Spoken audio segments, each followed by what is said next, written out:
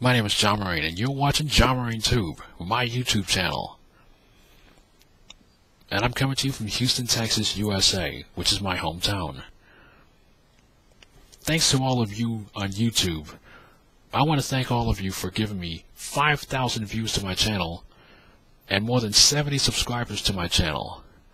It means that I'm doing my job and that people care about me and have patience in me. Thank you very much. Speaking of giving things a chance, I want to give myself a chance to talk about a kind of racing that I haven't talked about at all as of this video, or maybe briefly, and that's Formula 1. And if there's a game that got me into Formula 1 racing, it's this. F-1 World Grand Prix, released for the Nintendo 64 in 1998, made by Video System. Now I know Video System better for the greatest vertical scrolling game series of all time, the Aero Fighter series, or as it's called in Japan, the Sonic Wings series. But as of this game here, as you can tell, this game is based on the Formula 1 World Championship. And for this time, this was based on the 1997 season.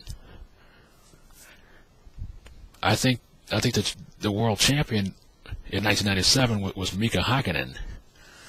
And when me and my brother played this game, he would play as Mika Hakkinen, and I would play as Michael Schumacher. Guess who had the better career? But it was in this game that I got exposed to the countries, the tracks, the personalities, and basically just the cars themselves. You know, I wouldn't have known anything about Gerhard Berger or Heinz-Harald Frentzen or Giancarlo Fisichella, Rubens Barrichello or Mika Salo or anybody like that had I not played this game. I think Mika Salo raced in 1997.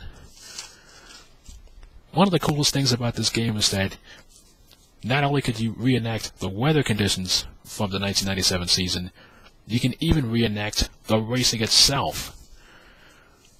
And you even have a bunch of scenarios to take part in. Offense, defense, and trouble. Offense is basically, you know, make that last gasp effort to try to pass the guy leading the race. I use guy loosely because, you know, girls can race too. You have defense, in which you're trying to hold off whoever it is that's behind you or try to help your teammate get some points. And in trouble, you face one of the most memorable things for me in this game was, I think one of the scenarios involved going down Hockenheim with 3 tires. You have to make a pit stop and then get back to a certain position. But I can tell you right now, had it not been for F1 World Grand Prix, I wouldn't have had a better appreciation for what Formula 1 racers go through. I mean, most F1 games that I've played are absolutely challenging.